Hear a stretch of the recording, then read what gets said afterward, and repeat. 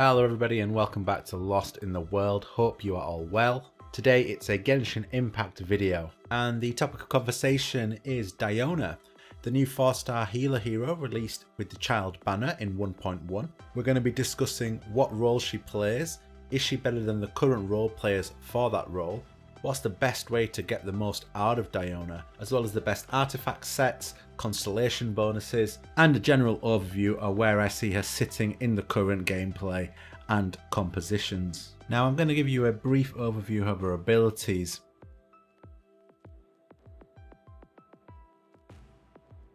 I don't want to go too much into them because really I think most people know what she does on a base level. We're going to go into a bit of depth into the kind of more intricacies that she has in her abilities and why that will be a benefit to your whole composition going forward. So looking at her talents, the auto attack is something that can generally be ignored on Diona. You shouldn't be auto attacking with her at any point. The icy pause, which is her E ability, her skill ability, is really where she starts coming into her own.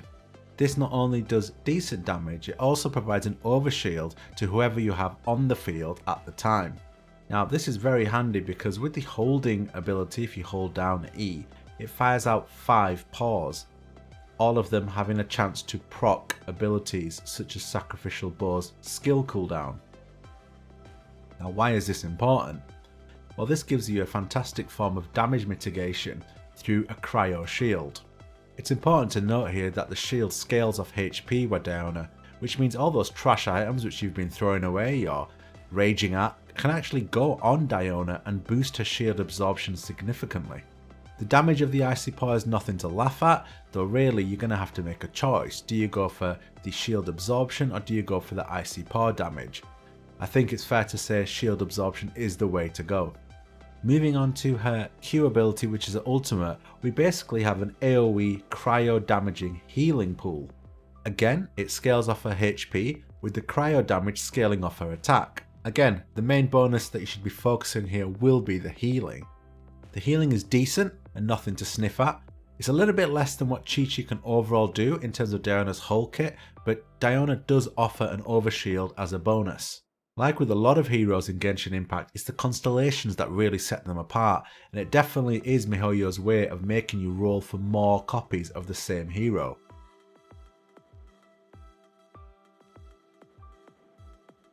The first constellation is a massive bonus to her ultimate's recharge ability. Going back to her talent for her ultimate, it has an energy cost of 80, one of the higher energy costs in the game. However, at C1 that is instantly reduced to 65. Which is a massive bonus. I mean, percentage wise, you're talking a significant reduction there. Her second constellation increases the damage absorption of the shield without having to roll any more health on the character, and increases the damage of the Icy Paws. The third constellation is your standard talent up times 3. The fourth constellation is nothing to write home about. The fifth constellation again is a talent up by 3. And finally we have the coup de grace, who knows how to say it. Cat's Tail's closing time is a game changer for Diona and gives an elemental mastery bonus of 200 when anyone's health is above 50%. This is a huge bonus to elemental reactions, and the trick here will be to cast Diona's ultimate and then proc elemental reactions off the cryo. For those who don't know about elemental reactions and cryo based elemental reactions, there are some key ones that are of note. Melt being the main one, which means you could proc the cryo shield, switch to Diluc, you would automatically get a 200 elemental mastery bonus, and elemental mastery does apply partially to Melt. Superconduct also applies with Electro, as well as Freeze applying with Hydro. Just an example, having 175 elemental mastery increases the damage dealt by Vaporize and Melt by 30.9%. Now it's not as high as the 74% you'd get from Overloaded and Supercharged, but it's still a massive bonus for free in Diona's Q. One thing that it is important to note here is that when you are in the AoE, it's important that you wait for the cryo to proc on the enemy before hitting them with the element of your choice to create the reaction. I'll give you a quick example. The official has elemental mastery of 300, let's say, in the AoE of Diona. Now what you want to do is you want to wait for the cryo to proc, which is roughly every 3 seconds, and then you hit them with official elemental reaction. If you have Diluc, You wait for the cryo to proc on the enemy, you then hit them with Deluxe E or Deluxe Q, thus giving them a 30% bonus on the melt, as well as the standard 150% bonus, so 50% damage bonus on the melt as well. So, these are massive numbers that are stacking up nicely in the AoE of Diona while getting healed at the same time. Okay, so this is going to be a quick look at the actual damage in numbers in an actual example. Okay, so here I proc Chi-Chi's E. I then hit them with Deluxe E, doing a damage number of 8865. For another example, I hit them with a Q and again do the E, 8865. Now I'm going to hit them with Diona's ultimate. My first one doesn't crit, which they did in the previous examples. But as you can see, the damage number isn't a million miles off. Now in order to give another example, I go again, hoping to crit to see the damage difference, and we get a crit, 11885. Obviously a massive damage boost. Again, lining up with the 30% increase in melt damage you get from the bonus and elemental mastery from Diona's ultimate ability. Because she doesn't quite have Chi-Chi's healing numbers, but she does have the damage mitigation through a shield, we can basically make up for the lack of healing with the increased damage. Now that would mean getting her ultimate around a lot quicker, and that is why Sacrificial Bow is a must-have item on Diona. We're not going for damage, we're going for her abilities, and we're going for chaining her abilities and her elemental particle generation all into each other, one after the other. Okay, so where does that leave us on how we build Diona? So in my opinion, you need to be building her around the Sacrificial Bow to get the ultimate ability, which is the Q ability, up as often as possible. You run Sacrificial Bow so you can generate particles quickly and refresh your cooldown of your E, which in turn gives damage mitigation to your main DPS, which makes up for the decrease in healing you'd get from not having a Chi-Chi. Then in terms of artifacts then, so let's talk about artifacts then. So if that's the direction we want to go with our Diona, we want to do a lot of damage mitigation while getting your ultimate up to boost the damage and get the healing out, then we need to focus on our artifacts.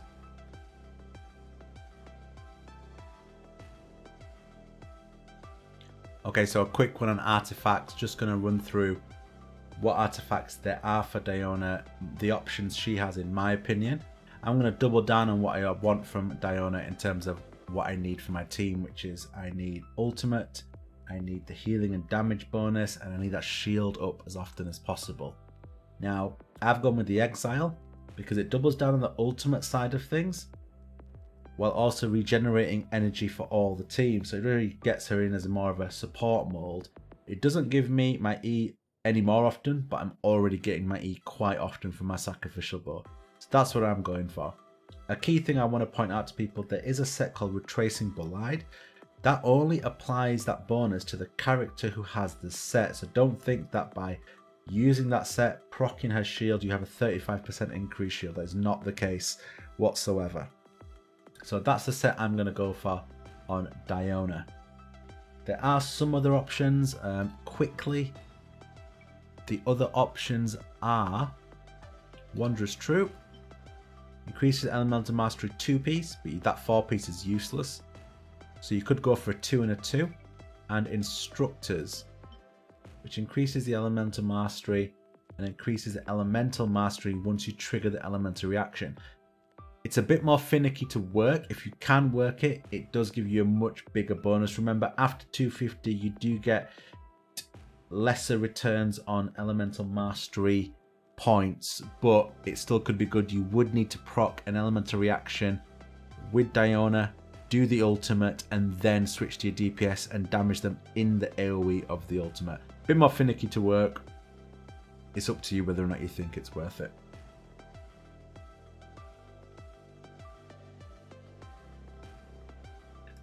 Final thoughts on Diona. She's very, very good.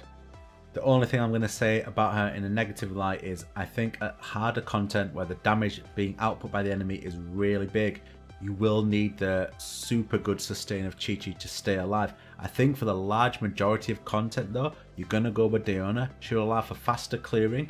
She'll allow your DPS to be a lot more face tanky. He'll have shields regularly, and that's where Diona comes in. The issue you're going to have is that the harder content where the damage being output is large, she can only get healing on her ultimate.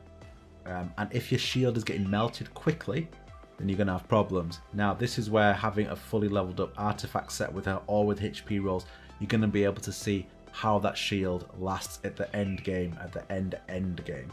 We're not quite there yet. I think people will probably start doing that in the next few days or weeks, and I will be definitely leveling up her artifact soon. But that is all for today. Thank you for listening. Thank you for tuning in. Really appreciate your time and effort. Other than that, take care, stay safe, and we will see you very soon for another Genshin Impact guide. Peace, take care.